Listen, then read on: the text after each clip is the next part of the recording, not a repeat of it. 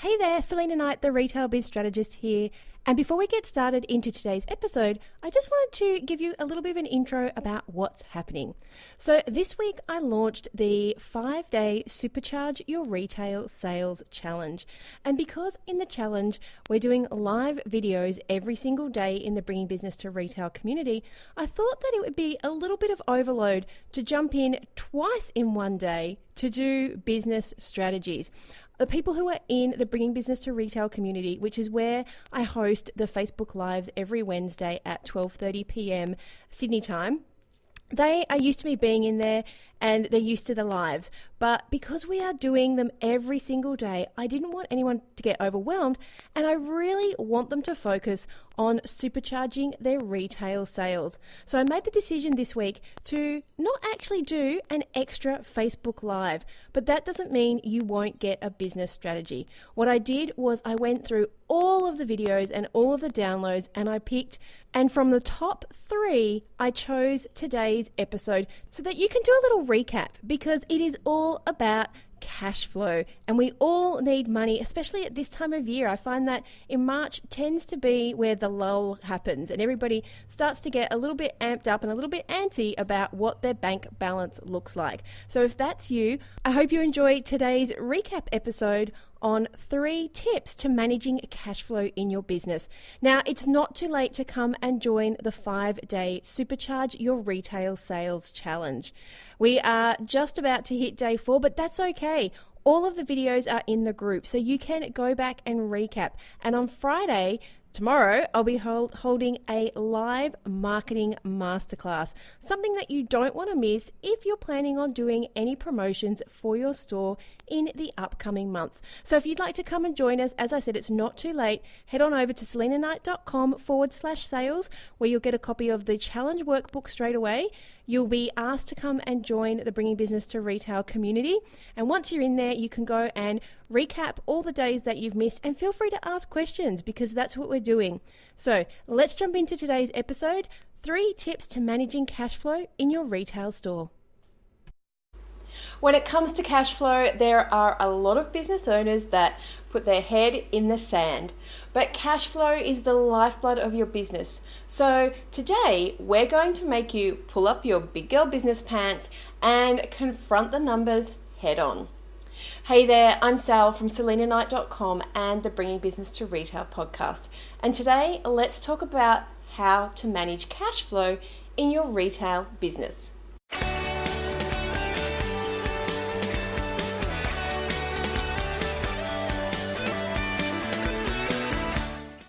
I recently asked a bunch of retailers what their biggest fear about confronting cash flow head on was. And the answers are probably going to sound familiar to you. They're scared of looking at their bank balance, they're scared that there won't be enough. They hate juggling, and they hate that sinking feeling that comes into your stomach when you receive the latest round of invoices. Now, cash flow is a big topic, but today I want to tackle just the 3 biggest problems that I see retailers make when it comes to managing cash flow. Number 1, tracking. So many retailers just don't track what they sell. Your point of sale system has all the answers. You don't have to guess these things. It should all be there waiting for you to download and spend some time revising. What I tend to find is that in the rush to get a point of sale system up and running, one of the key factors that gets overlooked is categorizing stock. If you're a fashion store, you may sort them by type, like dresses, shirts, and pants. Or if you sell children's toys, maybe it's by age group or item type, such as wooden toys.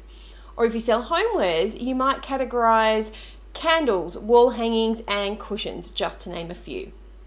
When you create categories, you can see at a glance how each type of product does in your retail store. You can look at the overall profit for the category, the margin, and how much of the percentage of total revenue the item actually accounts for. Later, you can drill down into specific items, but categorizing your store into sections easily allows you to report on which areas are contributing the most to your business.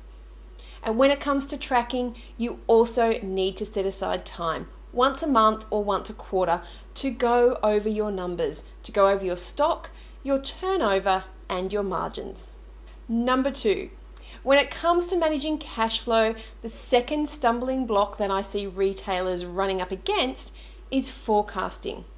Now tell me, do you sit down and look over the past month and previous year's sales for a particular product before you order? Or do you just guess? Well, sometimes guessing works when you know your business inside out. But what happens when you grow to the point of being able to hire a manager?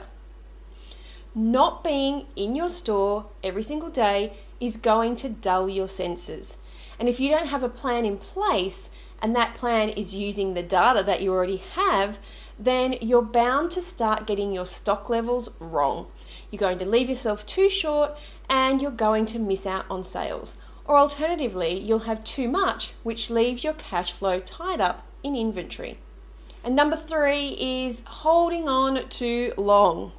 If you're tracking and forecasting, you'll have a good sense of how your inventory is traveling. But if you aren't, you may look up one day and find that that item on the shelf has actually been there for 6 months. Knowing how and when to get rid of stock is an important part of the business process. You need to weigh up how much an item is costing you when it's not selling and it's taking up valuable real estate. And what could you have bought with that money instead? Or what could you have paid for with that money instead? In the show notes, I'll link you up to another of my most popular downloads on how to move old stock. But knowing when to move it is just as important as knowing how to move it and still getting a return. If you're listening to this on the run, I will package all of this up for you in a download, and you can grab that at selenaknight.com/retail36.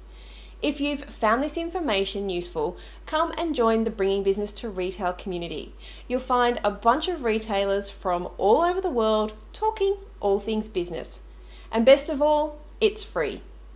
For this week's cash flow download, plus a link into the Bringing Business to Retail community, head on over to selenaknight.com/retail36 or simply tap the link on your mobile device. Until next week, be profitable. This episode is brought to you by my new resource, the 5-minute hack to make you a copywriting ninja. If you have an online store, then this is for you. It will show you exactly how you can update your product descriptions in order to make more sales. Download it for free at selenaknight.com/ninja.